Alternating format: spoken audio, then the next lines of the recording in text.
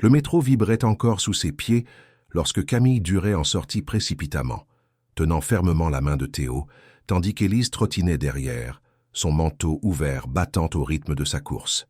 Il était un peu plus de 18 heures, la nuit avait déjà englouti Lyon, et les vitrines du quartier Pardieu s'illuminaient comme pour se faire pardonner de l'agitation grise du jour. Camille jeta un rapide coup d'œil à son téléphone pour confirmer l'adresse du restaurant. C'était bien ici. Une enseigne discrète, un peu en retrait, loin des chaînes bruyantes qu'elle fréquentait d'ordinaire. Elle réajusta l'écharpe de Théo, vérifia les cheveux d'Élise d'un geste automatique, puis poussa la porte vitrée avec une appréhension mêlée d'espoir.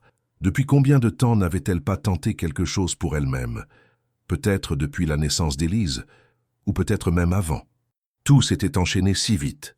Un amour qui s'éteint, 2 enfants en bas âge, un emploi qu'on garde par nécessité plus que par conviction.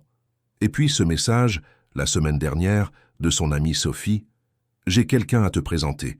Il est sérieux, gentil et célibataire. Ça te ferait du bien. » Elle avait hésité, évidemment, mais l'idée d'une soirée à elle, juste une, suffisait à raviver une étincelle de curiosité. Elle entra dans le hall du restaurant, décoré avec une élégance feutrée, et se dirigea vers le comptoir, les enfants serrés contre elle. Avant même qu'elle ne puisse parler, son téléphone vibra dans sa poche. Elle sortit l'appareil et lut le message, figé. « Je suis désolée, je ne pourrai pas venir ce soir. Des imprévus. Une autre fois, peut-être. Une autre fois.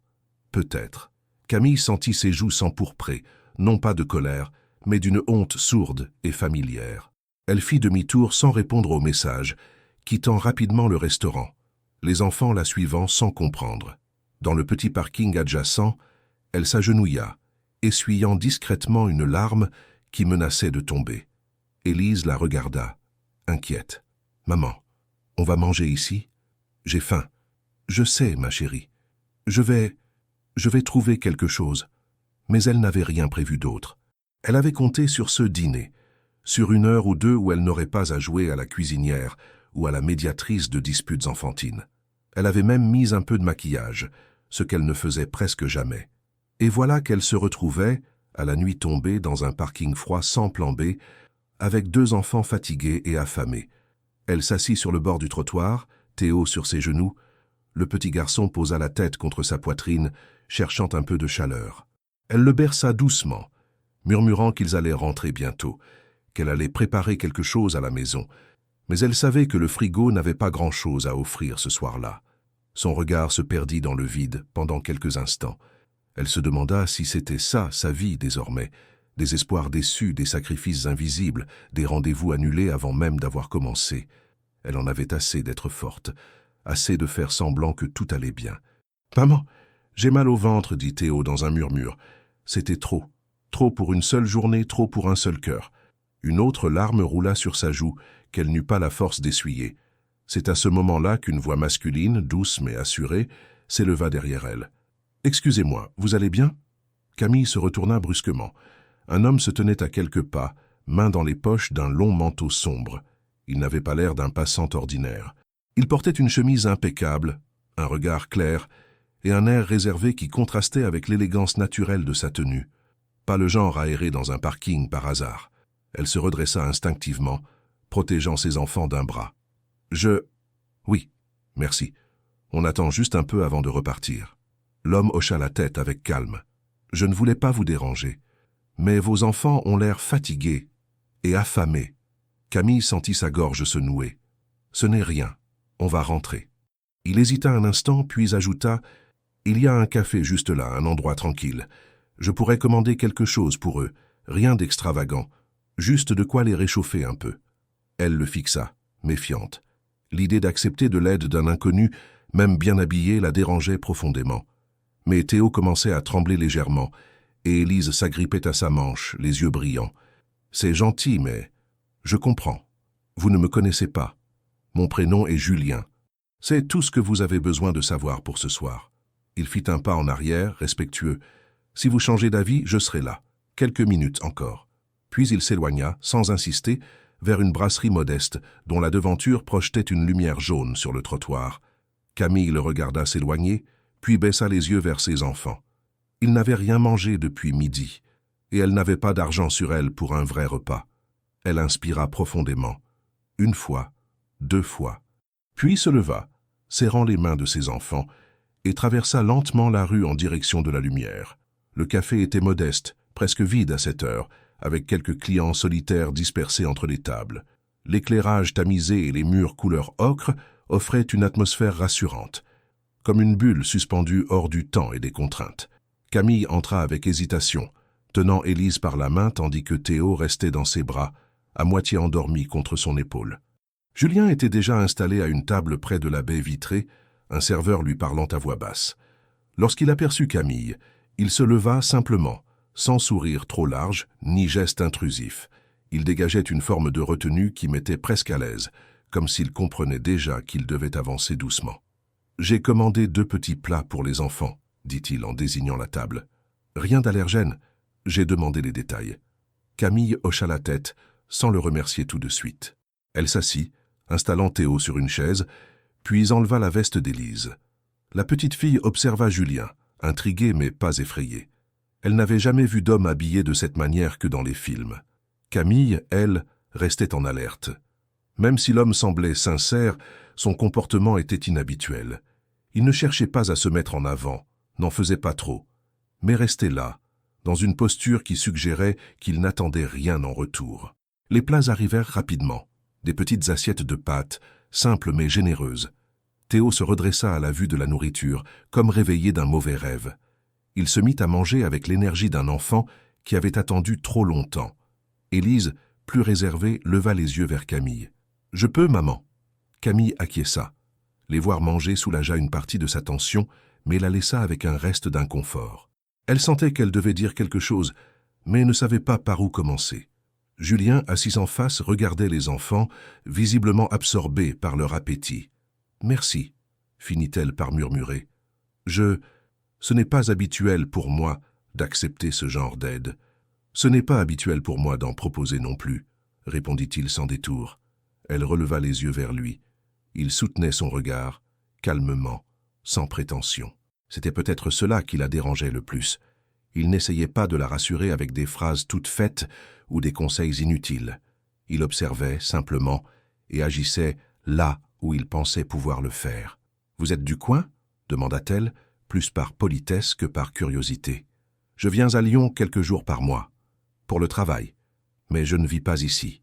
Et vous traînez dans les parkings pour repérer les mères débordées ?»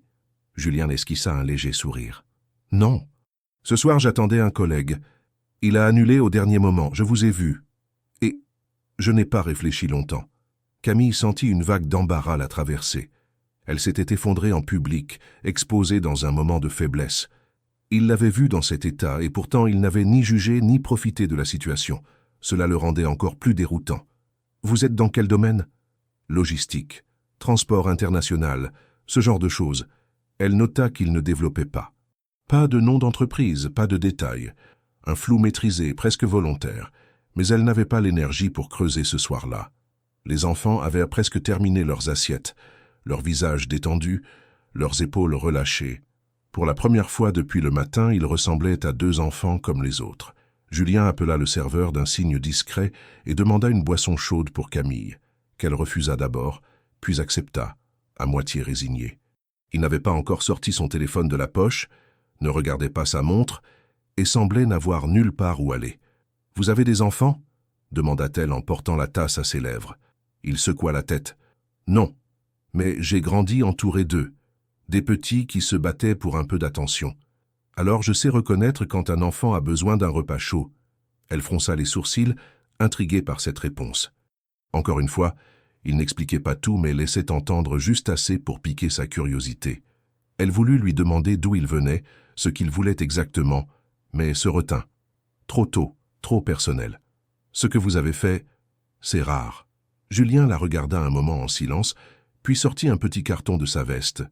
Il le posa sur la table, près de sa tasse. « Si jamais vous avez besoin d'aide, de vraie aide, appelez ce numéro. » Camille baissa les yeux vers le carton. Un nom, Julien et un numéro de téléphone. Rien d'autre. Elle ne toucha pas le carton. Pourquoi? Parce que vous n'avez pas demandé, parce que vous vous débrouillez malgré tout, et parce que, parfois, les bonnes choses arrivent sans prévenir. Elle n'aimait pas cette idée. Elle n'attendait plus de miracles depuis longtemps, mais le ton n'était pas celui d'un homme qui cherchait à séduire ou à manipuler. C'était celui de quelqu'un qui avait vu trop de détresse pour rester indifférent. Élise bâilla largement, les paupières lourdes. Théo avait déjà posé la tête contre la table. Camille se leva, rangeant leurs affaires, remerciant d'un signe de tête sans oser trop parler.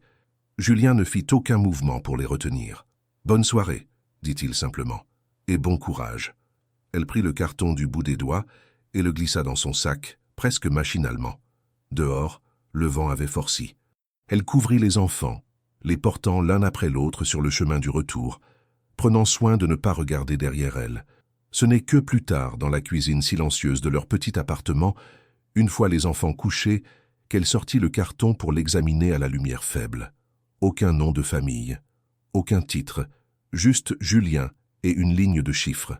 Elle hésita un instant à le jeter, mais quelque chose la poussa à le garder. Pas par espoir, pas par naïveté, mais parce qu'au milieu d'une soirée gâchée, d'une déception de plus, quelqu'un avait tendu la main sans condition. Et c'était peut-être ça, l'exception. Les jours suivants s'enchaînèrent, comme souvent dans la vie de Camille. Rythmés par les réveils trop matinaux, les petits déjeuners pressés, les pleurs de Théo qui ne voulait pas mettre ses chaussures, les interminables embouteillages de la ligne D, et les heures passées à remplir des tableaux Excel dans un bureau impersonnel où l'air sentait toujours le plastique recyclé. Elle n'avait pas reparlé à personne de cette soirée étrange, pas même à Sophie. Le carton de Julien restait au fond d'un tiroir, entre des papiers de mutuelle et des carnets de santé, comme un souvenir incertain qu'elle n'arrivait ni à jeter ni à utiliser. Elle préférait se convaincre que cet épisode n'avait été qu'un incident sans suite, une anomalie dans son quotidien trop réglé pour accueillir l'inattendu. Mais malgré tous ses efforts pour se concentrer sur ses obligations, quelque chose la troublait. Elle y repensait parfois en préparant le dîner, en regardant Élise faire ses devoirs, ou quand elle posait enfin sa tête sur l'oreiller et que le silence s'étendait dans l'appartement. Ce n'était pas seulement Julien qui la hantait, c'était l'idée même qu'un étranger ait vu sa fatigue, sa solitude, et ait agi sans poser de questions, sans attendre rien en retour. Cela la mettait mal à l'aise, comme si quelqu'un avait franchi une frontière qu'elle s'évertuait à défendre depuis des années. Ce mardi-là, son amie Sophie lui proposa de déjeuner ensemble. Camille accepta sans grande motivation, mais le besoin de sortir un peu du bureau l'emporta.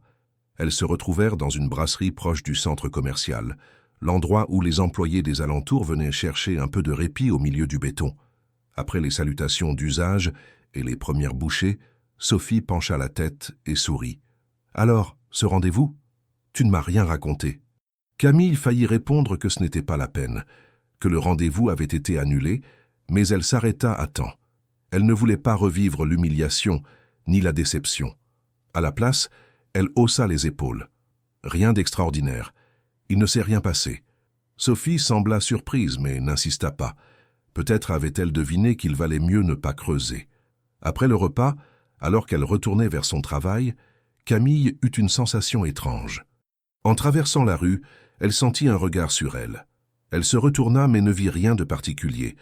Quelques passants, des vitrines, un livreur à vélo. Elle accéléra le pas, mettant cette impression sur le compte de la fatigue. 3 jours plus tard, un vendredi, Camille reçut un message de sa supérieure. Elle devait se rendre à une réunion exceptionnelle dans les bureaux du siège, situés dans un autre arrondissement. Ce genre de demande n'était pas courant, et elle s'étonna de ne pas en avoir été informée plus tôt. Elle fit garder Théo par une voisine de confiance, récupéra Élise à l'école avec un peu d'avance et prit un taxi pour ne pas arriver en retard. Le siège était un immeuble moderne, sobre, sans fioritures. Dans l'ascenseur, elle réajusta sa chemise et tenta de se rappeler les noms des directeurs qu'elle avait croisés lors des réunions précédentes.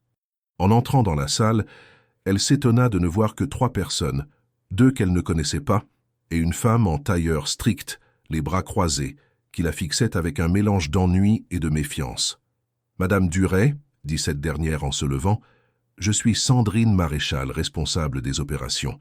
Merci d'être venue. » Camille hocha la tête, salua poliment les autres et s'assit. L'entretien fut bref, presque expéditif. On lui expliqua que son poste allait être redéfini, que des coupes budgétaires allaient nécessiter une restructuration et qu'un plan de départ anticipé lui serait proposé. Les mots tombaient comme des verdicts. Il n'y avait pas de place à la négociation.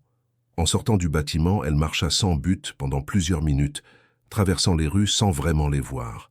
Elle ne savait pas encore comment elle allait annoncer cela aux enfants, ni comment elle paierait le loyer du mois prochain.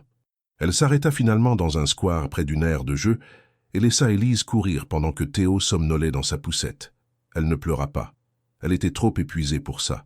Ce fut là, alors que le ciel devenait plus sombre et que les réverbères s'allumaient lentement, qu'elle pensa au carton. Pas comme une solution magique, mais comme une porte qui n'était pas encore complètement fermée. Elle le sortit de son sac, le regarda longuement, puis composa le numéro. « Allô ?» La voix de Julien était reconnaissable entre mille, calme, posée. « C'est Camille. » Un court silence. « Je me doutais que vous appelleriez un jour. J'ai besoin d'un travail. Rien d'autre. » Il n'y eut ni commentaire, ni surprise dans sa réponse. Il lui demanda simplement de passer à une adresse qu'il lui dicta le lendemain, en fin de matinée. Il parla d'un poste temporaire, d'un projet en cours et de quelques formalités à régler. Rien de personnel, rien d'envahissant. Le lendemain, elle se rendit au lieu indiqué.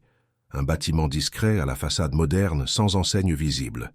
Un badge l'attendait à l'accueil. Elle signa un registre et monta à l'étage. Une secrétaire l'attendait devant un bureau vitré. Elle la fit entrer, lui tendit un contrat à lire et lui expliqua qu'elle travaillerait comme assistante personnelle pour un responsable de projet en intérim pour une durée indéterminée. Elle demanda le nom du responsable. La secrétaire hésita une fraction de seconde avant de répondre « Monsieur Julien, c'est tout ce que vous avez besoin de savoir. » Camille signa, encore sous le choc de la rapidité du processus. On lui donna un badge, un bureau provisoire et un ordinateur. Elle découvrit peu à peu les lieux, l'équipe, les outils. Tout semblait fonctionner à un rythme différent de ce qu'elle avait connu auparavant. Mais ce fut surtout la réaction des autres employés qui éveilla sa vigilance. Ils étaient polis, distants, mais pas hostiles. Tous, sauf une. Sandrine Maréchal, la même femme de la réunion. Elle l'ignora ostensiblement le premier jour, puis la salua froidement le second. Lorsqu'elle passa près de son bureau, elle lança à une collègue, assez fort pour être entendue, « Il recommence », comme à chaque fois. Camille leva les yeux, mais Sandrine ne la regarda pas. Elle resta debout, droite, les bras croisés, l'air sûr d'elle. C'était plus qu'une simple hostilité. C'était une mise en garde, un territoire marqué. Julien, lui, n'apparut que brièvement le premier jour. Il passa dans le couloir, échangea quelques mots avec le directeur financier, puis la salua d'un signe de tête. Pas un mot de plus, pas d'attention particulière. Il avait repris le rôle d'homme invisible, présent sans être envahissant. Mais les questions s'accumulaient. Qui était-il vraiment pour pouvoir faire embaucher quelqu'un en quelques heures? Pourquoi cette Sandrine semblait-elle si dérangée par sa présence? Et surtout, que signifiait cette phrase qu'elle avait entendue « Il recommence ». Les premiers jours de travail chez Julien furent à la fois étrangement fluides et tendus, comme si Camille avait été parachutée dans un environnement qui fonctionnait selon des règles non écrites. Elle recevait ses tâches par email ou via une messagerie interne, le plus souvent avec des instructions précises et concises. Il n'y avait pas de réunions interminables ni de hiérarchies étouffantes, mais plutôt une efficacité rigoureuse, presque clinique. Julien, fidèle à son tempérament réservé, ne l'appelait que pour des demandes spécifiques. Il restait à distance, ne forçant jamais le contact, et pourtant, chaque fois qu'elle croisait son regard, Camille sentait une attention palpable, comme s'il percevait tout, sans mots, sans geste. Sandrine, en revanche, devenait de plus en plus présente et de moins en moins subtile. Elle corrigeait les rapports de Camille sans justification claire, reformulait ses courriels devant elle, parfois en sa présence, souvent en laissant échapper des remarques cinglantes sur la manière de faire des débutantes. Une tension sourde s'installait dans l'équipe, perceptible même chez les collègues qui n'osaient intervenir. Camille supportait en silence, consciente qu'elle ne pouvait pas se permettre de perdre ce poste, aussi fragile soit-il. Elle rentrait chaque soir exténuée, songeant à la fragilité de son équilibre, et au regard d'Élise qui lui demandait avec douceur « Tu as encore beaucoup à faire, maman ?» Les dettes s'étaient accumulées plus vite qu'elle ne l'avait prévu. Entre les frais de garde, les retards de facture et l'absence de revenus pendant plusieurs semaines, sa situation devenait critique. Elle avait essayé de négocier avec son propriétaire, mais les réponses restaient sèches. Une lettre d'huissier arriva un jeudi matin, annonçant une procédure de résiliation de bail si les arriérés n'étaient pas réglés sous 8 jours. Elle dissimula la lettre sous une pile de courrier et passa le reste de la journée dans une forme d'anesthésie émotionnelle, accomplissant ses tâches machinalement, souriant quand il le fallait, mais avec une voix qui n'arrivait plus à cacher l'effort. Elle avait pensé à en parler à Julien, pas pour demander de l'aide, mais pour trouver une solution professionnelle, une avance, un contrat plus stable. Pourtant, à chaque fois que l'idée prenait forme, elle se souvenait du regard de Sandrine, de ses insinuations, et cela l'empêchait de franchir ce pas. Camille tenait trop à sa dignité pour laisser croire qu'elle profitait de la situation. Ce fut Sandrine qui, sans surprise, découvrit la vérité. On ne sut jamais exactement comment elle avait obtenu l'information. Peut-être une copie oubliée dans l'imprimante, un appel entendu par hasard ou un accès discret à des documents confidentiels. Toujours est-il que le lundi suivant, en pleine réunion de coordination, alors que Camille exposait un projet de gestion documentaire pour l'un des partenaires de l'entreprise, Sandrine l'interrompit avec un sourire carnassier. « C'est une présentation intéressante, vraiment. Je me demande seulement si vous aurez un endroit où la finaliser d'ici la fin de la semaine. » Un silence immédiat suivit. Camille se figea, les yeux fixés sur l'écran. Sandrine croisa les bras, feignant l'innocence. « Il paraît que vous avez des problèmes de logement, non? C'est toujours difficile, ces situations précaires. » Quelques murmures s'élevèrent dans la salle. Un collègue tout sauta pour briser la gêne, une autre consulta son téléphone avec une intensité feinte. Camille sentit le sol se dérober. Elle voulut répliquer, mais sa gorge se noua. Elle était piégée. Humiliée devant toute une équipe à cause d'une information qu'elle n'avait confiée à personne. Son visage brûlait. Elle se contenta de fermer son ordinateur portable avec lenteur et de quitter la salle, tête haute mais jambes tremblantes. Dans le couloir, elle s'appuya contre un mur, tentant de reprendre son souffle. Elle ne pleura pas. Pas encore. Elle entendit des pas approcher, puis la voix calme et posée de Julien. Que s'est-il passé exactement? Elle le regarda sans répondre. Il savait, ou il allait savoir. Elle se redressa, redonnant un semblant de contenance à son corps fatigué. « Vous n'avez pas besoin de me défendre, dit-elle. Je m'en occuperai. Je n'ai pas l'intention de vous défendre. J'ai l'intention de comprendre. Il n'y a rien à comprendre, répliqua-t-elle. J'ai perdu mon logement parce que j'ai perdu mon emploi précédent. J'ai 2 enfants, un salaire en intérim et des charges.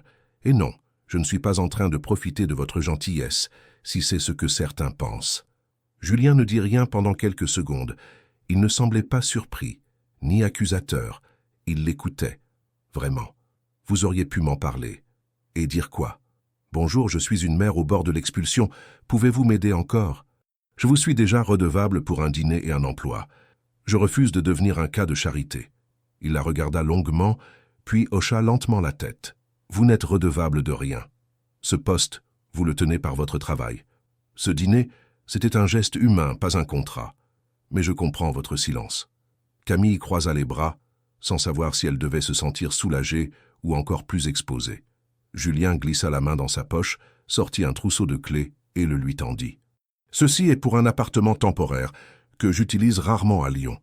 Il est meublé, propre, discret. Vous y resterez le temps qu'il faudra. » Elle recula d'un pas, le regard noir. « Je viens de vous dire que je ne voulais pas de charité. Ce n'est pas de la charité. C'est un logement vide. Il ne me coûte rien en plus. Je vous le propose parce que vous avez besoin de stabilité pour avancer, et parce que je fais confiance à votre capacité à rendre à votre manière. » Camille prit les clés malgré elle. Elle n'aurait pas dû, mais c'était soit cela, soit l'hôtel social, soit le canapé d'une amie qui vivait déjà avec 3 enfants dans un T2. Elle ne remercia pas. Pas tout de suite. Elle avait besoin de transformer cette aide en quelque chose d'utile, de concret, avant de pouvoir exprimer sa gratitude. Le soir même, elle emmena Élise et Théo dans le nouvel appartement. Petit, mais lumineux, propre, silencieux. Théo se roula sur le tapis du salon en riant. Élise ouvrit les placards avec un enthousiasme discret. Camille s'assit sur le canapé et regarda ses enfants s'approprier l'espace. Pour la première fois depuis longtemps, elle sentit le silence comme un répit et non une menace. Elle savait que rien n'était réglé, que Sandrine continuerait ses attaques, que les regards dans l'entreprise changeraient, que Julien ne pourrait pas tout contrôler. Mais pour l'instant, elle avait un toit, un emploi et une chance. Cela suffisait, du moins, pour tenir jusqu'au lendemain. Les jours reprirent leur cours, portés par une nouvelle stabilité que Camille n'aurait pas osé espérer quelques semaines plus tôt. L'appartement prêté par Julien n'était pas un palace, mais il avait ce quelque chose de rassurant qui faisait toute la différence. Un endroit silencieux, propre, fonctionnel, et surtout temporairement hors d'atteinte des dettes et des humiliations. Les enfants s'y sentaient à l'aise, comme s'ils y avaient toujours vécu. Théo y dormait mieux. Élise reprenait goût à ses devoirs. Camille, elle, ne dormait pas encore sereinement, mais elle tenait debout, et c'était déjà une victoire. Au bureau, Sandrine n'avait pas changé d'attitude. Si elle ne faisait plus d'allusions directes, elle manifestait toujours son mépris par des silences appuyés, des regards condescendants et une surveillance constante. Elle s'immisçait dans les échanges professionnels de Camille, reprenait ses rapports pour des détails insignifiants et alimentait subtilement les doutes autour de sa présence. Toutefois, Camille avait cessé de se justifier. Elle accomplissait ses tâches avec une efficacité silencieuse, répondait aux critiques avec une précision polie et évitait soigneusement les provocations. Julien restait distant, présent par instants, mais jamais intrusif. Il lui arrivait de la croiser dans les couloirs, de lui adresser quelques mots brefs à propos d'un document, d'une réunion à préparer, d'un suivi à assurer. Rien de personnel, rien qui ne puisse être interprété. Pourtant, il y avait des moments fugaces mais insistants où Camille percevait une attention particulière dans sa manière de l'écouter, de l'observer sans rien dire. Ce n'était ni un flirt, ni une promesse, mais une forme d'intérêt indéfinissable, comme s'il cherchait à voir au-delà de ce qu'elle montrait. Un vendredi matin, alors qu'elle travaillait sur une présentation stratégique, Camille reçut un email de Julien. Il souhaitait qu'elle le rejoigne dans un bâtiment annexe, où il devait lui confier un projet plus spécifique. À son arrivée, elle fut accueillie par un assistant qui la guida vers une salle de réunion privée. Julien l'y attendait, seul, vêtu comme toujours de manière sobre mais impeccable. Il la salua brièvement, puis lui tendit un dossier. « J'ai besoin de vous sur ce segment. C'est une opération qui nécessite de la discrétion et une excellente organisation, et je préfère que ce soit vous qui la gériez. » Camille prit le dossier, lut rapidement les premières pages. Il s'agissait d'un partenariat avec une entreprise étrangère pour l'ouverture d'un entrepôt logistique en périphérie de Paris. Un projet ambitieux, à visibilité limitée en interne. Elle leva les yeux vers lui. « Pourquoi moi ? Parce que vous faites ce qu'il faut, sans demander de reconnaissance. Et parce que je veux savoir comment vous fonctionnez quand vous avez un vrai défi devant vous. » Elle n'avait pas de réponse à cela, mais elle accepta, sentant que cette proposition avait quelque chose d'un test, ou peut-être d'un cadeau qu'on refuse de nommer ainsi. Les semaines suivantes furent intenses. Camille travailla d'arrache-pied entre les réunions, les appels en anglais avec les partenaires, la coordination avec l'équipe technique. Son nom commença à circuler dans les échanges entre directions, non plus comme une protégée de Julien, mais comme une professionnelle compétente. Certains collègues changèrent d'attitude, pas tous. Sandrine, elle, se fit plus prudente, mais son hostilité n'avait pas disparu. Un soir, après avoir terminé tard au bureau, Camille se rendit au parking souterrain, les épaules lourdes. En s'approchant de sa voiture, elle aperçut Julien, debout près de son propre véhicule. Il ne semblait pas l'attendre, mais lorsqu'il la vit, il s'approcha. « Vous rentrez tard. Le projet avance, mais c'est dense. »« Je sais. Et vous gérez parfaitement. » Elle hésita, puis le regarda plus directement. « Vous saviez que Sandrine ferait ce qu'elle a fait ?» Julien marqua un silence comme s'il pesait chaque mot. « Je savais qu'elle était protectrice. Trop, parfois. Mais je ne pensais pas qu'elle irait aussi loin. Elle connaît quelque chose que moi je ne sais pas. » Julien s'appuya contre la portière, bras croisés. « Sandrine a travaillé avec moi pendant 10 ans. Elle a vu beaucoup de choses. Elle est loyale mais possessive. Et surtout, elle n'aime pas que je m'attache à des gens qui ne font pas partie de nos cercles. Vous êtes en train de me dire qu'elle pense que je suis un problème. Elle pense que vous êtes un risque. Pour moi, pour la structure. Parce que vous êtes différente. Parce que vous n'êtes pas là pour le pouvoir ou pour l'ambition, mais parce que vous n'avez pas d'autre choix. Et ça la dérange. » Camille l'écouta sans réagir, digérant chaque mot. Julien se redressa, la regarda avec une gravité qu'il ne montrait jamais en public. « Ce que vous vivez, je l'ai connu. Pas exactement, mais assez pour comprendre.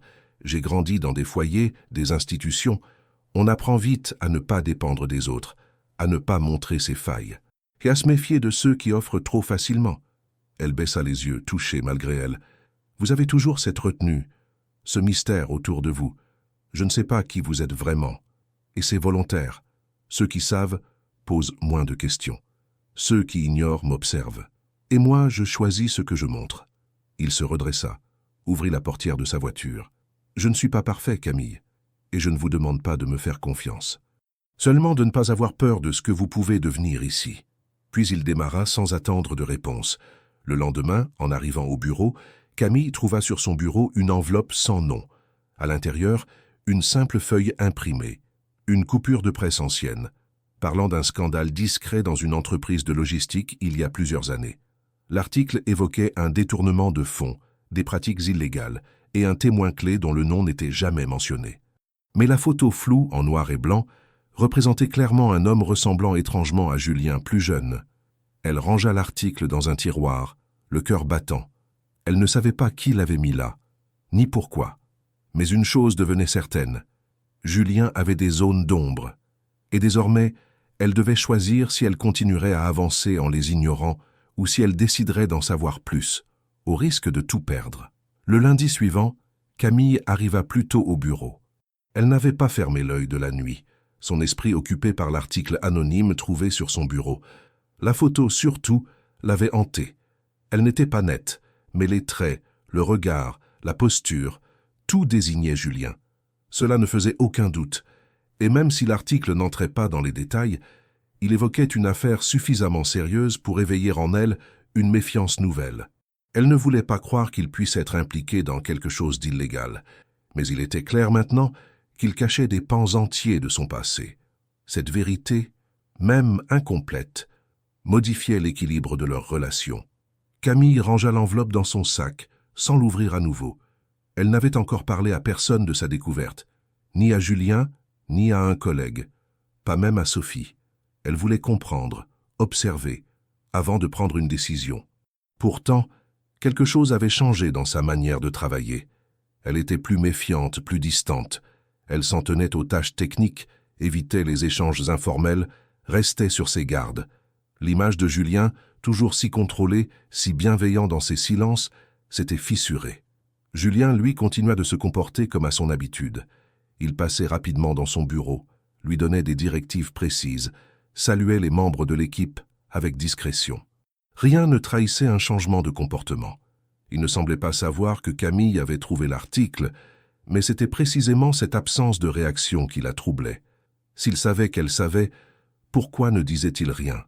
Et s'il ignorait tout, alors qui, dans cette entreprise, voulait lui faire passer ce message? Sandrine devint plus présente. Elle n'attaquait plus directement Camille, mais multipliait les interventions subtiles. Elle demandait à voir ses rapports avant même qu'ils ne soient validés, imposait des réunions sans objectif clair, exigeait des explications pour des décisions que Camille n'avait pas prises seule. À plusieurs reprises, elle souligna devant les autres membres de l'équipe que certaines responsabilités revenaient à ceux qui comprennent les enjeux de l'entreprise sur le long terme, comme pour insinuer que Camille était de passage sans avenir dans cette structure. Un mercredi matin, après une réunion tendue, Camille croisa Sandrine dans le couloir. Elle s'arrêta devant elle, le regard froid. « Il vous teste, vous savez. C'est ce qu'il fait à chaque fois. Il observe, il implique, puis il disparaît. Il a toujours été comme ça. » Camille ne répondit pas. Elle n'avait aucune envie de se laisser entraîner dans un échange d'accusations. « Vous croyez peut-être être différente, mais vous ne savez rien de lui. Vous ne savez même pas d'où il vient, ce qu'il a fait. » Camille soutint son regard. « Et vous, vous le savez ?» Sandrine esquissa un sourire amer. « J'ai vu ce qu'il laisse derrière lui. À vous de voir si vous voulez être la suivante sur la liste. » Puis elle s'éloigna sans attendre de réponse. Le soir même, Camille décida de consulter discrètement les archives internes de l'entreprise.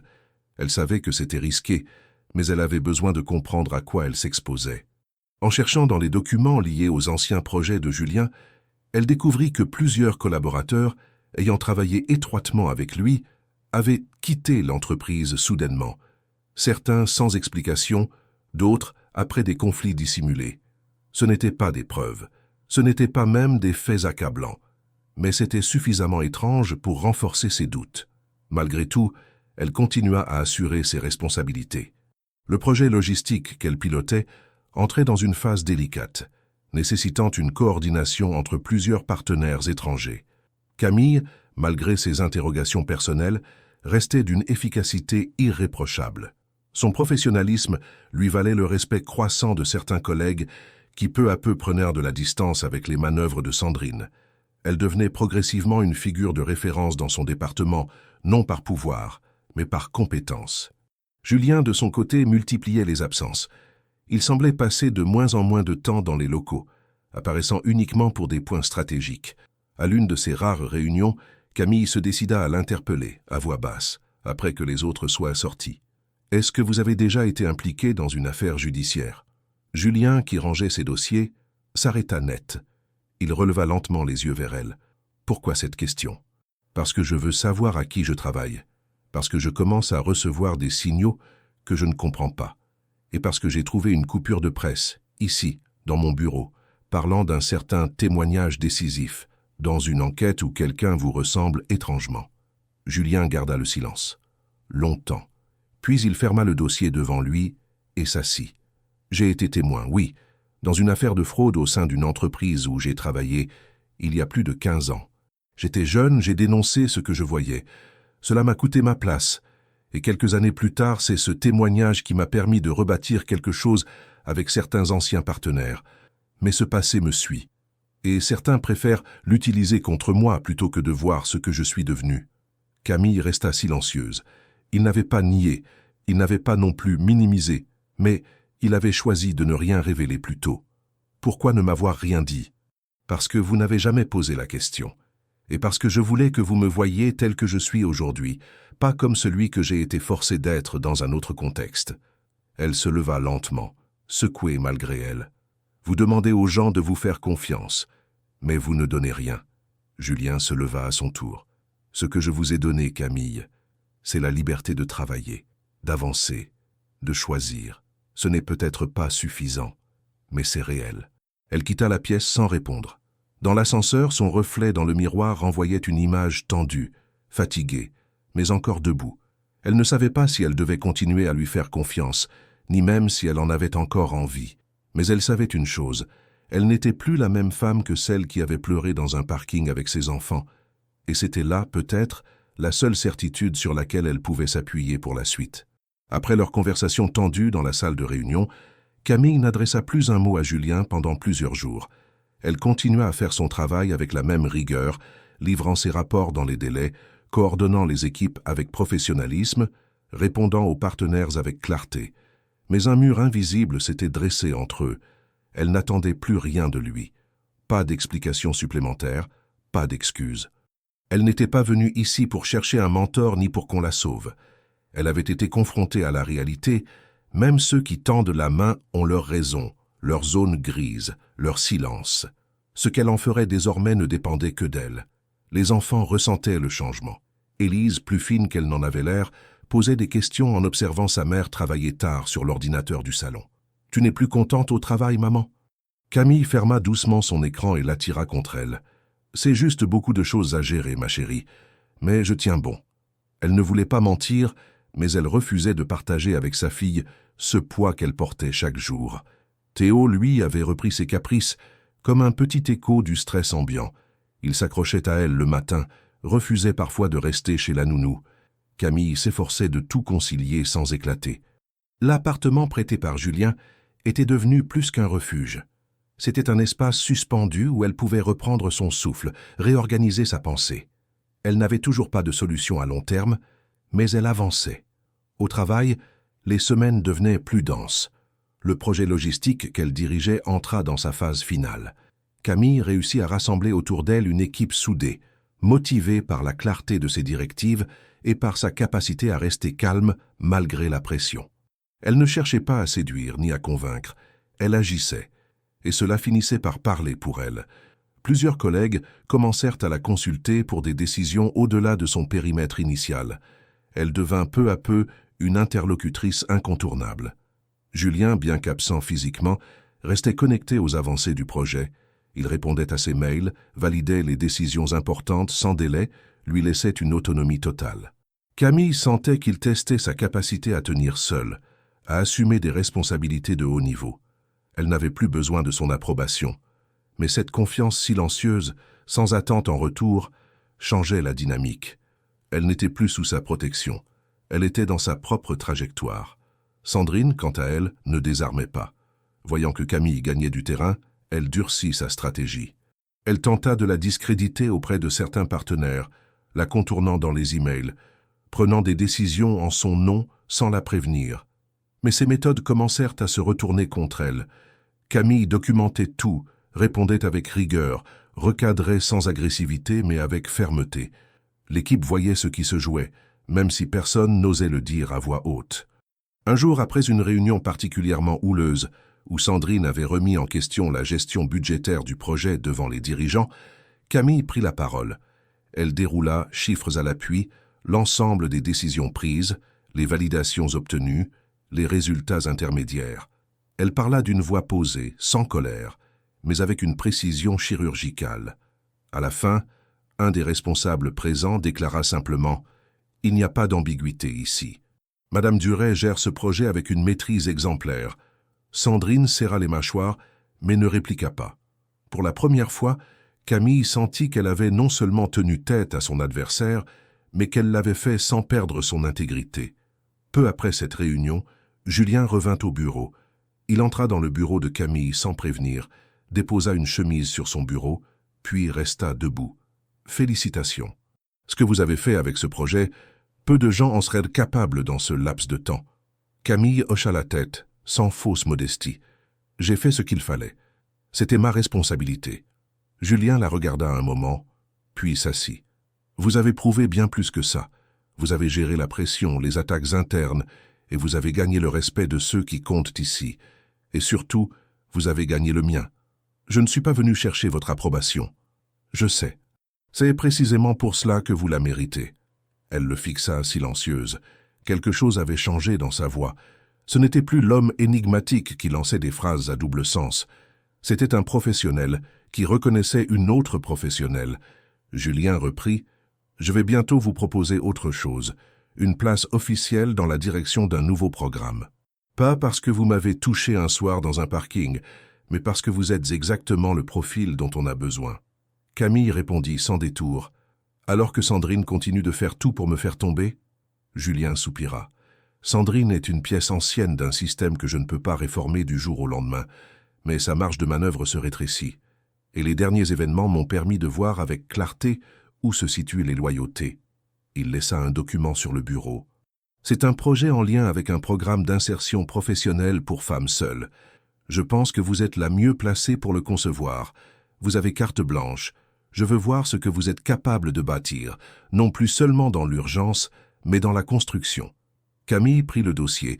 Les premières lignes décrivaient un programme pilote destiné à offrir des opportunités concrètes à des mères isolées, avec des formations, un accompagnement et des emplois à la clé. C'était ambitieux, c'était personnel, c'était ce qu'elle aurait rêvé de voir exister quand elle n'avait plus rien.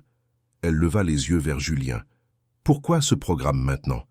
Parce que vous avez réveillé quelque chose, pas en moi, mais dans ce que cette entreprise aurait dû devenir depuis longtemps. » Elle ne répondit pas tout de suite. Trop de choses se bousculaient dans sa tête. Elle relut encore une fois les objectifs du projet, sentit une chaleur monter dans sa poitrine. Pas de reconnaissance facile, pas de revanche, mais une possibilité, une direction. « Je le ferai, dit-elle, mais à mes conditions, avec mon équipe et sans ingérence. » Julien se leva, tendit la main. « Entendu. » Elle la serra brièvement. Le contact fut neutre, professionnel, et pourtant, dans ce simple geste, Camille sut que la prochaine étape de sa vie venait de commencer. Non pas parce que quelqu'un la lui offrait, mais parce qu'elle venait de la créer elle-même. Le projet pour l'insertion professionnelle des mères isolées avança plus rapidement que Camille ne l'avait prévu. Dès les premières semaines, elle se mit à travailler d'arrache-pied pour structurer une base solide. Elle contacta des associations locales, organisa des réunions avec des conseillers d'insertion, rédigea une première version du programme qui visait à offrir à ces femmes bien plus qu'un simple emploi. une reprise de confiance, une perspective stable, une formation adaptée à leurs contraintes. C'était ambitieux, mais chaque ligne écrite portait la marque de son expérience personnelle. Elle savait exactement ce dont ces femmes avaient des besoins, parce qu'elle avait été l'une d'elles. Elle refusait que ce projet soit une vitrine, ou pire, une stratégie de communication creuse. Julien tint sa promesse. Il resta en retrait, lui laissa une autonomie totale. Il lui fournit les ressources nécessaires, valida ses propositions sans les vider de leur substance, et s'effaça dans les moments où elle avait besoin d'autorité pour faire valoir ses choix. Leur relation s'était déplacée vers un territoire nouveau, dépourvu de toute ambiguïté. Il ne s'agissait plus d'aide ni de dette, mais de partenariat. Pour la première fois, Camille sentit qu'elle construisait quelque chose non pour survivre, mais pour laisser une trace. Cependant, tout le monde dans l'entreprise n'adhérait pas à cette évolution. Sandrine, toujours en poste, gardait un silence tendu. Elle n'attaquait plus frontalement Camille, mais son regard, froid, calculateur, laissait deviner qu'elle n'avait pas renoncé. Camille avait espéré qu'avec la montée en responsabilité, les tensions s'atténueraient d'elles-mêmes. Mais elle se trompait. Un mercredi matin, alors qu'elle s'apprêtait à entrer dans une réunion avec un groupe d'investisseurs sociaux intéressés par le projet, elle fut arrêtée à l'entrée par un agent de sécurité. Il lui demanda de patienter. Étonnée, elle se tint à l'écart, tandis qu'un responsable des ressources humaines sortait du bâtiment, un dossier à la main. Il la salua sans chaleur, lui remit une enveloppe et annonça sur un ton administratif « Vous êtes convoqué en interne. Une enquête a été ouverte sur une possible irrégularité dans l'attribution de certains contrats liés à votre programme. Par mesure conservatoire, vous êtes suspendu de vos fonctions, à effet immédiat. » Camille crut d'abord à une erreur. Elle pensa à une mauvaise blague. Mais en voyant les regards fuyants des passants, le silence gêné de l'agent de sécurité, elle comprit que la situation était bien réelle. L'enveloppe qu'on lui avait donnée contenait une lettre officielle et une liste de documents à fournir pour justifier des dépenses réalisées dans le cadre du projet. Elle rentra chez elle abasourdie, incapable de formuler une explication logique. Elle n'avait rien fait d'irrégulier. Chaque contrat avait été validé, chaque dépense documentée.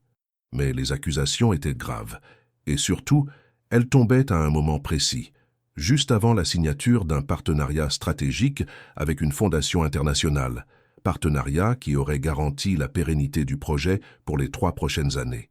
Le soir, après avoir couché les enfants, Camille tenta de reconstituer chaque étape du processus. Elle vérifia ses fichiers, ses échanges de courriels, ses autorisations. Tout était en ordre. Tout, sauf la subvention d'une association partenaire qui avait été acceptée sans validation finale du département juridique. Une erreur qu'elle n'avait pas commise. Une ligne ajoutée dans un document que seul un autre cadre aurait pu modifier. Elle savait exactement qui était capable de cette manipulation. Et pourquoi? Le lendemain, elle se rendit au bureau de Julien. Elle ne demanda pas d'explication. Elle ne demanda pas non plus de l'aide. Elle posa simplement sur son bureau une copie du contrat falsifié, souligna la section en question et dit « Je ne cherche pas à me défendre. Je veux juste que la vérité sorte. Je sais que ce document a été modifié après validation. Je sais par qui. Et je sais que si vous ne faites rien, c'est que vous avez choisi de vous taire. » Julien lut les papiers sans parler. Son visage resta impassible, mais Camille vit une tension dans sa mâchoire. « Vous pensez que Sandrine est responsable ?» demanda-t-il. « Je ne le pense pas, je le sais, et vous aussi. » Il reposa le document sur la table, croisa les mains. « Vous n'avez pas de preuves suffisantes. J'ai la chronologie, les accès, le style d'écriture dans les modifications, et surtout j'ai son mobile. Elle ne supporte pas que ce projet existe. Elle ne supporte pas que je l'ai conçu, et elle ne supporte pas que vous m'ayez laissé le diriger. » Julien la fixa longuement. Puis il se leva, prit le dossier et dit « Laissez-moi gérer ça. » Mais Camille ne voulait plus laisser. Elle ne voulait plus dépendre de décisions prises dans l'ombre. Elle avait vu trop de portes se refermer à cause du silence des autres. « Non, je vais répondre à la convocation. Je vais présenter mes éléments, et je vais parler. S'il faut tomber pour que la vérité sorte, je tomberai.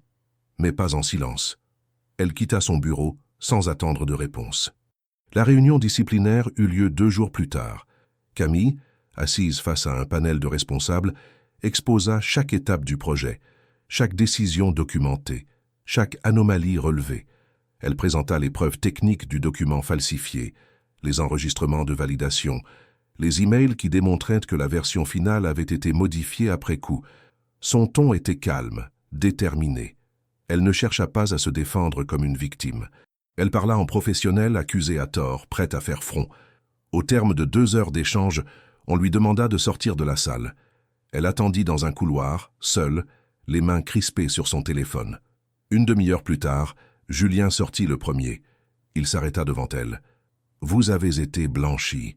Aucune mesure ne sera prise contre vous. L'entreprise va ouvrir une enquête interne sur une possible manipulation de documents. Sandrine a été suspendue à titre conservatoire. » Camille resta silencieuse. Elle ne ressentit ni soulagement ni victoire. Elle était épuisée. Vraiment. Trop de tensions accumulées, trop d'humiliations encaissées. Elle reprit lentement sa veste, remercia Julien d'un simple hochement de tête et sortit du bâtiment. Dans la rue, elle respira profondément. Il pleuvait légèrement, mais elle ne se couvrit pas.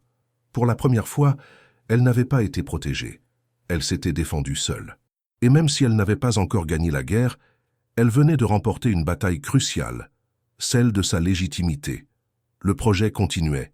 Elle restait à sa place. Et personne ne pourrait plus dire qu'elle n'avait pas mérité d'y être. Après l'enquête interne et la suspension de Sandrine, l'ambiance au sein de l'entreprise se transforma. Ce n'était pas une révolution bruyante, ni un changement soudain, mais une sorte de relâchement silencieux, comme si un nœud invisible s'était défait. Les sourires dans les couloirs devinrent moins figés, les échanges plus directs, et les tensions qui jusque-là se devinaient dans chaque silence s'estompèrent lentement. Camille, désormais blanchie de toute accusation, revint à son poste avec une nouvelle stature. Ce n'était plus la mère célibataire que certains regardaient avec condescendance. Elle avait traversé une tempête sans protection, sans l'appui explicite de Julien, et elle en était ressortie debout, renforcée. Le programme pour les mères en situation précaire entra dans une phase décisive. Les premiers partenariats étaient validés, les locaux de formation étaient en cours d'aménagement et plusieurs candidates avaient déjà été identifiées grâce aux associations locales.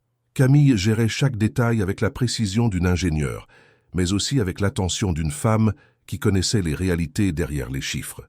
Elle savait que chaque place de formation accordée pouvait transformer une vie, éviter un décrochage, redonner à une femme la possibilité de croire en elle. C'était bien plus qu'un projet professionnel. C'était une réparation, un acte concret de justice sociale. Julien, depuis l'événement, restait à distance. Il assistait aux réunions importantes, validait les grandes orientations, mais ne cherchait plus à se rapprocher personnellement. Camille comprenait cette réserve. Leur relation avait atteint une forme d'équilibre, où le respect remplaçait toute ambiguïté. Pourtant, il restait des zones floues, des non-dits qu'elle n'avait pas oubliés. Et ce silence, même s'il n'était plus hostile, n'était pas neutre. Il protégeait quelque chose. Un matin, alors qu'elle préparait un dossier pour une réunion, un courriel attira son attention. Il venait d'un ancien employé de l'entreprise, un homme qu'elle n'avait jamais rencontré mais dont le nom lui était vaguement familier. Le message était bref. « Vous ne comprenez pas encore pourquoi ce projet vous a été confié. Il y a plus que ce que Julien vous a dit. » Intriguée, elle tenta de le joindre sans succès. Le numéro ne répondait plus. Elle fouilla dans les archives internes, retrouva une ancienne adresse, mais l'homme semblait avoir quitté le pays depuis plusieurs mois. Pourtant, cette phrase resta gravée dans sa mémoire. Que voulait-elle dire? Était-ce un avertissement? Une invitation à creuser? Ou une simple provocation d'un ancien frustré? Le doute se renforça lorsqu'elle reçut un jour, par courrier, une série de documents sans expéditeur identifié. Il s'agissait d'extraits de rapports anciens, datés d'une dizaine d'années, portant sur un programme avorté d'insertion professionnelle, très similaire à celui qu'elle développait actuellement. À l'époque, le projet avait été lancé sous la direction d'un certain Julien Saint, mais avait été stoppé brutalement après des accusations internes de mauvaise gestion et des tensions avec les services financiers. Ce programme devait cibler les jeunes adultes sortant de foyers de protection de l'enfance. L'un des noms figurant dans les rapports d'évaluation de l'époque était celui de Sandrine Maréchal, déjà en poste à ce moment-là. Camille relut plusieurs fois les documents. Les similitudes entre ce projet ancien et le sien étaient frappantes. Même structure, même logique de partenariat, même ambition de transformation sociale. Elle comprit alors que ce qu'elle croyait avoir bâti de manière inédite existait déjà dans l'esprit de Julien depuis des années. Ce programme n'était pas seulement une idée nouvelle, c'était une tentative de réparer un échec passé, une seconde chance. Mais pourquoi ne jamais lui avoir dit cela? Pourquoi ce silence, encore et toujours? Elle décida de confronter Julien, non pas par colère mais par besoin de vérité. Elle le rejoignit un soir dans son bureau, après la fin des réunions officielles. Il était seul, debout près de la fenêtre, comme souvent quand il voulait éviter les questions. Elle déposa les documents sur son bureau sans s'asseoir. « Vous saviez que ce programme avait déjà existé. Vous avez choisi de me le confier non seulement parce que j'étais compétente, mais parce que vous n'aviez pas pu le mener à bien il y a 10 ans. Et vous ne m'avez rien dit. » Julien resta un instant silencieux. Il prit les documents, les feuilleta rapidement, puis les reposa. « Ce programme, oui, a été tenté. Il a échoué. À cause de la politique interne, à cause de mon inexpérience, à cause de certaines personnes, dont Sandrine. Mais aussi parce que je n'étais pas prêt à me battre de la bonne manière. Camille le fixa sans relâcher.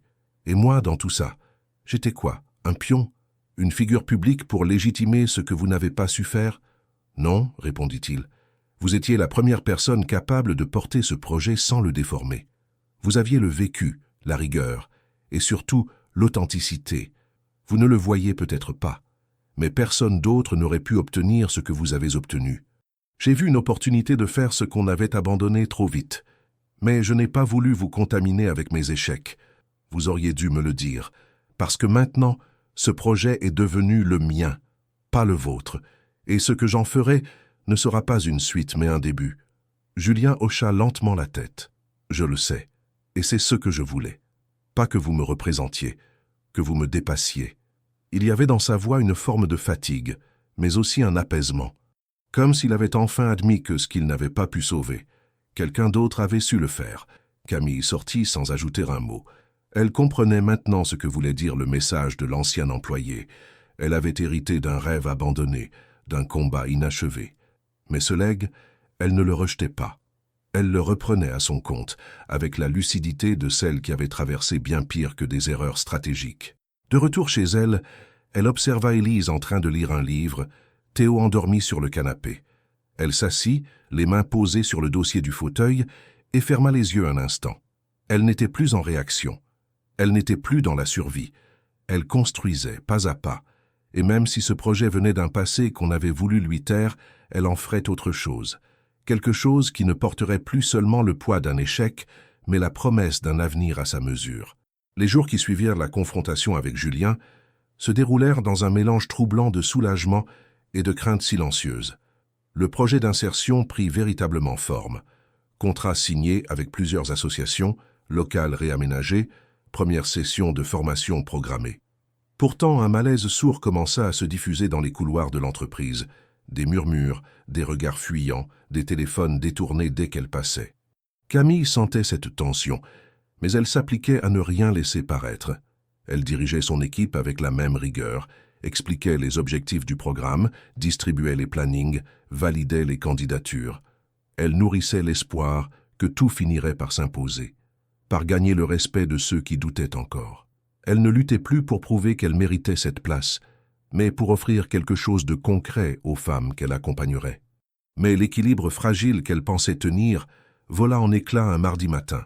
En allumant son ordinateur, elle vit son email principal se remplir de notifications d'alerte. Plusieurs journaux économiques en ligne avaient publié des articles aigres à propos de son programme, ou plus exactement à propos de l'implication de Julien dans ce qu'il qualifiait de favoritisme scandaleux, subventions détournées via des proches et emploi fictif pour complices. Les titres étaient crus. Des hashtags commençaient à circuler sur les réseaux.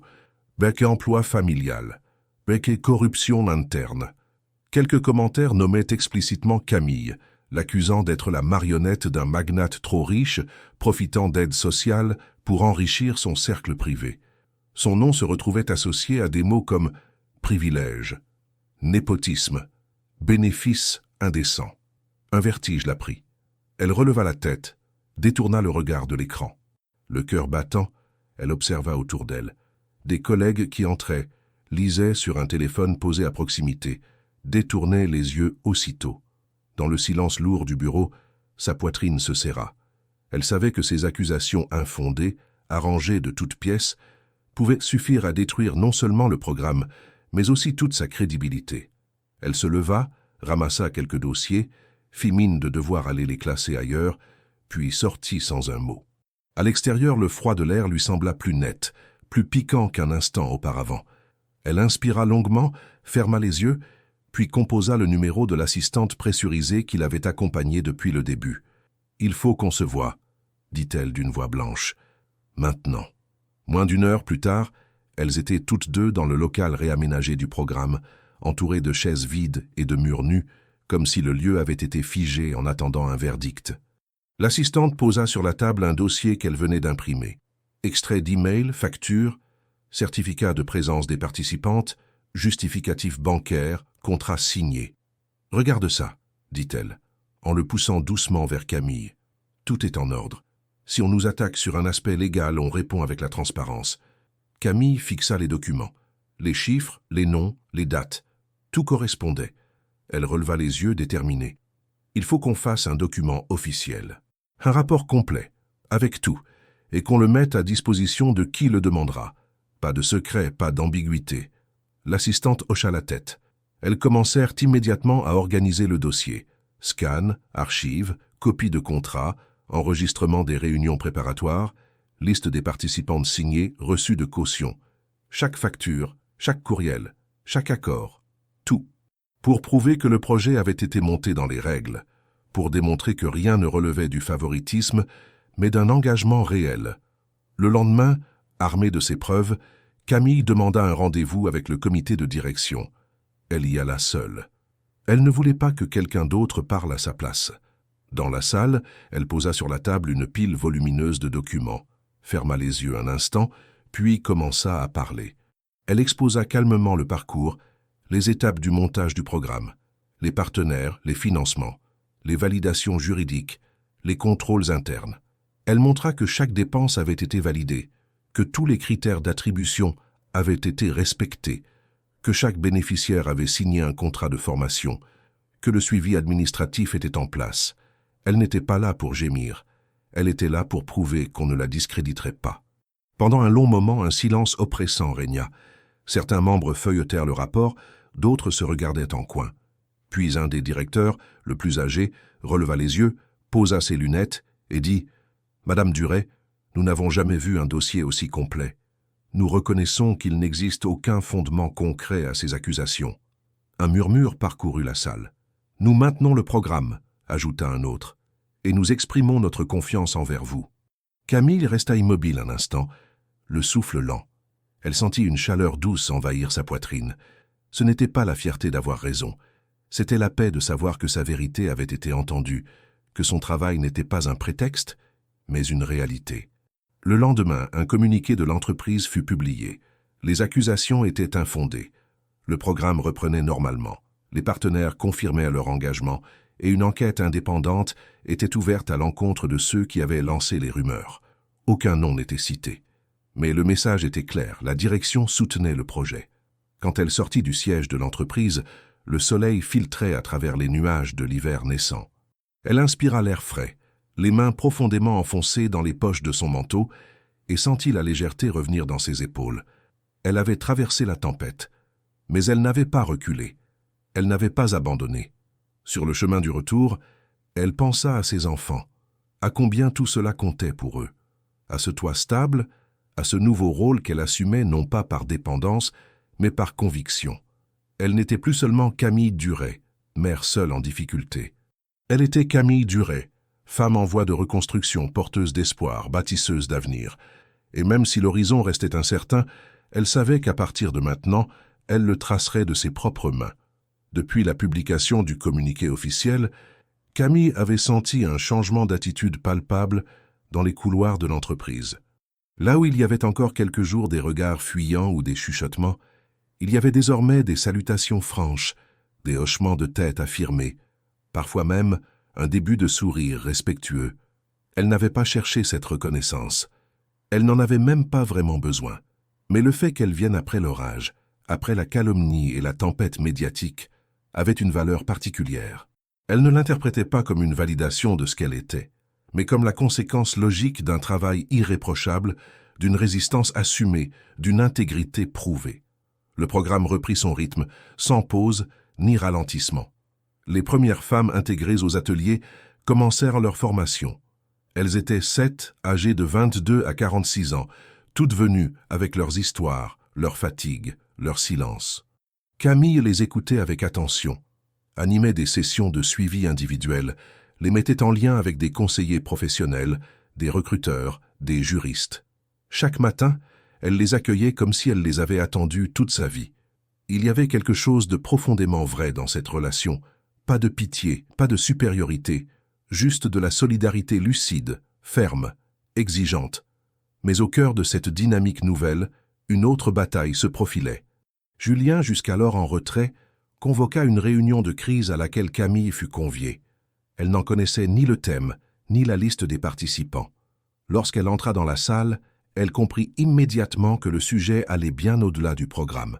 Étaient présents plusieurs membres du conseil de direction, 2 avocats externes, un responsable des relations publiques et Julien, assis en bout de table, les bras croisés, le regard lourd. Dès les premiers échanges, Camille comprit la nature du problème. Des fuites internes avaient révélé à certains médias que l'entreprise envisageait de confier à Camille un rôle stratégique dans la direction sociale du groupe, avec une possible intégration au comité exécutif à moyen terme. Cette information, pourtant jamais annoncée officiellement, avait été exploitée par certains actionnaires pour contester la ligne politique du groupe. Ils voyaient dans cette promotion une personnalisation excessive du discours social de l'entreprise, un glissement vers l'émotionnel et, pire encore, une prise de position risquée sur le plan financier et médiatique. En d'autres termes, une femme comme Camille, avec son parcours, ses enfants, son histoire publique, devenait un enjeu politique. Elle écouta sans interrompre. Elle sentit le poids des mots, l'ironie contenue, le mépris poli. Mais elle ne réagit pas. Pas encore. Julien la regardait, silencieux. Elle savait que cette réunion n'était pas seulement une discussion stratégique. C'était un test, une nouvelle épreuve. Quand vint son tour de parole, Camille prit une grande inspiration et se redressa dans son siège. « Je n'ai jamais demandé à être promue, ni à représenter quoi que ce soit. Ce programme n'est pas une vitrine, c'est un outil. Il ne s'agit pas de mettre en avant une histoire de vie, mais de faire fonctionner un dispositif qui, pour l'instant, donne des résultats concrets. » Elle fit une pause, planta ses yeux dans ceux du principal opposant. « Vous me dites que mon profil gêne parce qu'il est atypique. Je vous réponds que c'est justement ce qui fait sa force. Vous avez, pendant des années, recruté des profils calibrés, et vos projets sociaux étaient invisibles. Aujourd'hui, en 3 mois, nous avons des femmes en formation, des partenaires engagés, des retombées positives sur votre image, et bientôt des employeurs prêts à signer. » Un autre membre du conseil intervint. « Mais justement, l'image. Vous êtes en train de devenir une figure, Madame Duret. Cela peut déranger, polariser. Alors ce que vous me reprochez, ce n'est pas mon travail, c'est d'exister. » Un silence s'installa. « Je ne suis pas une menace, mais je ne serai pas une marionnette. Si vous avez peur de l'impact de ma trajectoire, c'est que vous n'avez pas compris que c'est précisément cette trajectoire qui donne de la légitimité au programme. Si vous voulez un projet neutre, propre, aseptisé, avec des photos de stock et des slogans vides, je vous le dis clairement, ce ne sera pas avec moi. » Julien sourit discrètement. Elle venait de renverser la table, avec calme, sans cri, sans plainte, juste la vérité nue. Après un long échange interne entre les membres du conseil, la décision tomba. Le programme serait maintenu sous la direction de Camille, mais son éventuelle montée dans les hautes instances serait suspendue à une évaluation indépendante prévue pour les 6 prochains mois. Ce n'était pas une victoire totale, mais ce n'était pas une défaite. C'était un compromis, une façon de calmer les opposants sans sacrifier le projet. Camille l'accepta, non par résignation, mais par stratégie. Elle savait que chaque semaine, chaque témoignage de femmes formées, chaque embauche issue du programme pèserait plus lourd qu'un dossier administratif. Elle jouerait le temps, et elle gagnerait sur le terrain.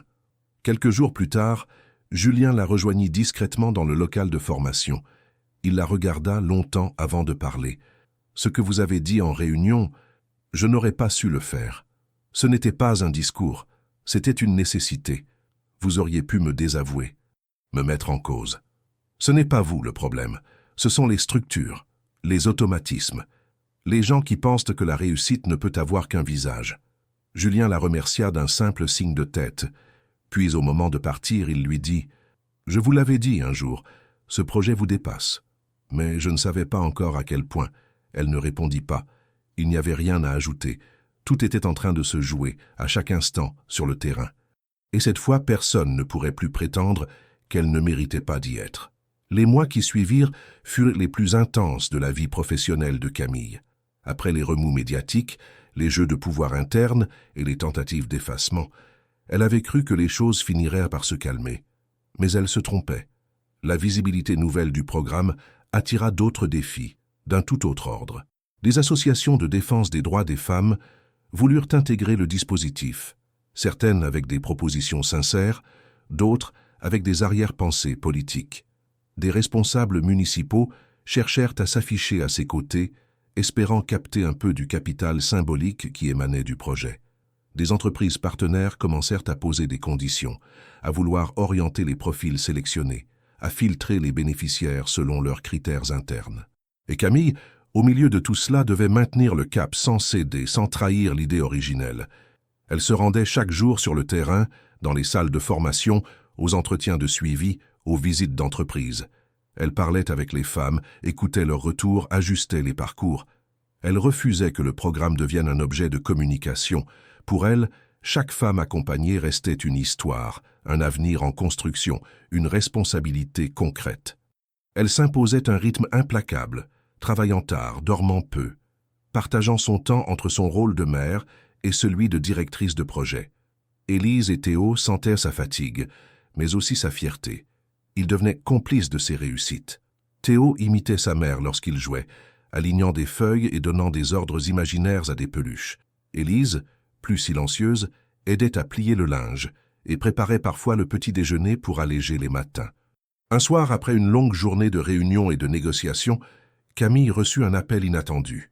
C'était l'une des premières femmes intégrées au programme, Amina, une mère de 3 enfants, qui venait de décrocher un contrat à durée indéterminée dans une entreprise de logistique.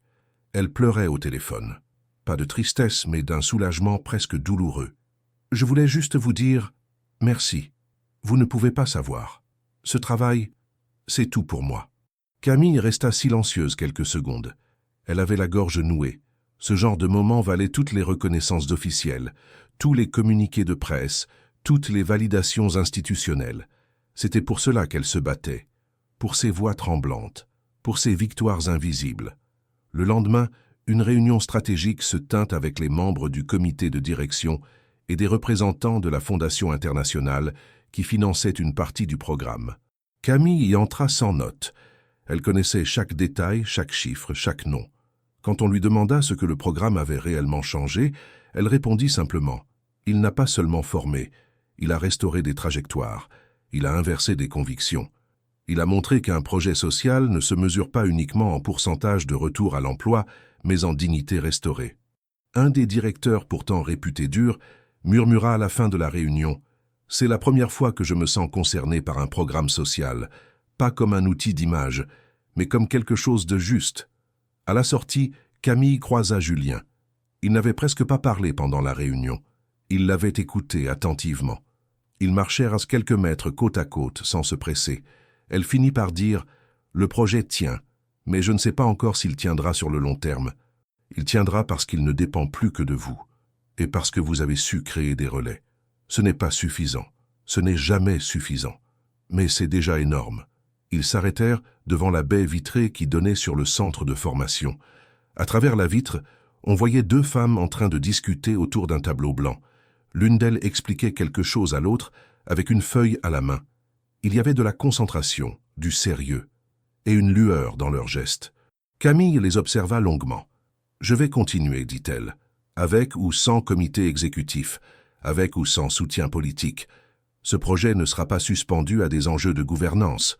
Il vivra par lui-même. » Julien acquiesça. « Je n'en attendais pas moins de vous. » Il s'éloigna sans ajouter un mot. Camille resta seule un instant à observer cette salle, ce lieu qu'elle avait imaginé d'abord comme une bouée de sauvetage pour elle-même et qui devenait maintenant un port pour d'autres. En rentrant ce soir-là, elle trouva Élise en train d'écrire sur un carnet. La petite leva les yeux et dit « J'écris ce que je veux faire plus tard, mais je ne trouve pas le mot. Dis-moi ce que tu veux faire, je t'aide à le trouver.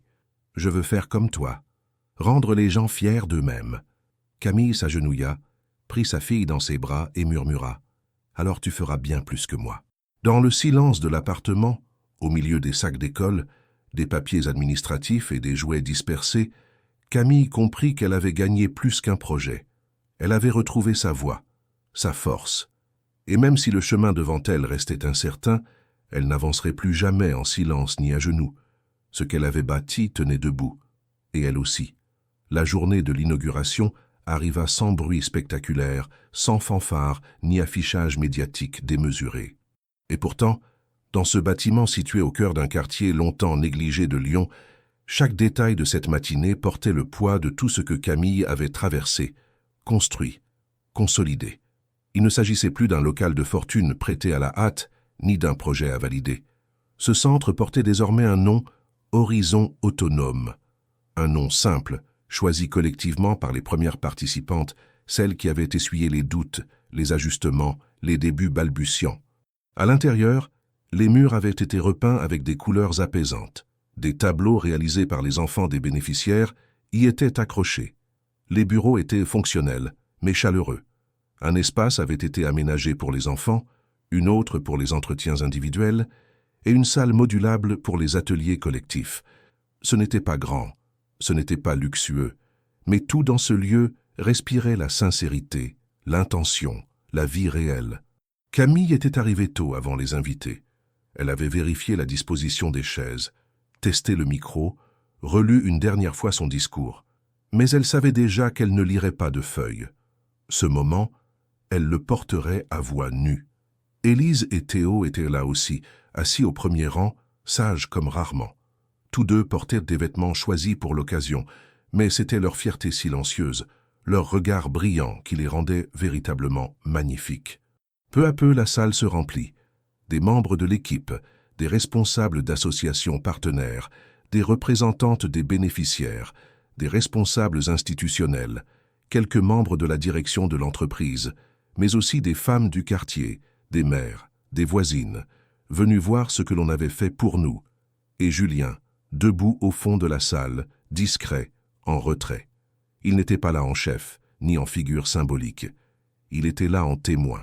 Quand vint l'heure du discours, Camille monta sur l'estrade improvisée. Elle attendit que le silence se fasse, puis prit une respiration profonde. « Bonjour à toutes et à tous ». Elle balaya la salle du regard, cherchant moins à impressionner qu'à se connecter à ceux qui l'écoutaient. Ce lieu, vous le voyez aujourd'hui avec des murs, des chaises, des bureaux, du matériel. Mais ce que vous ne voyez pas, ce sont les peurs qu'il a fallu traverser pour en arriver là. Les soirs où je doutais de tout, les matins où il fallait aller convaincre encore. Elle marqua une pause. Ce centre n'est pas né d'un budget, il est né d'un besoin. Il est né parce qu'à un moment, moi, comme tant d'autres, j'ai cherché un endroit où on ne me jugerait pas pour ma situation, mais où on m'aiderait à m'en extraire. Elle se tourna vers les femmes assises au premier rang. Ce lieu vous appartient. Il ne vous est pas offert. Vous l'avez gagné. Il existe parce que vous existez, parce que vous vous êtes battus pour vos enfants, pour vos projets, pour votre dignité. Le silence dans la salle était dense, chargé d'émotions contenues. Camille continua, plus posément.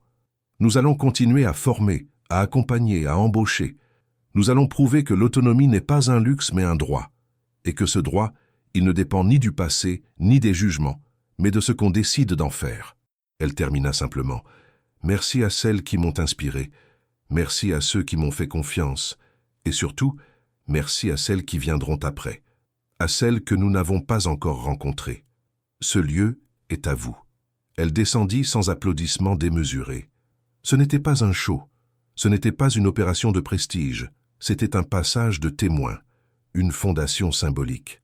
Après les discours officiels, les invités furent invités à découvrir les locaux. Camille resta disponible, répondant aux questions, guidant les visites, souriant avec retenue.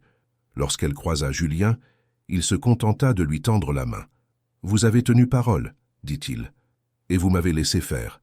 C'est ce que je devais. Rien de plus. Ils restèrent un instant silencieux. Puis Julien ajouta, « Vous avez changé bien plus que ce que je pensais possible. Je n'ai changé personne.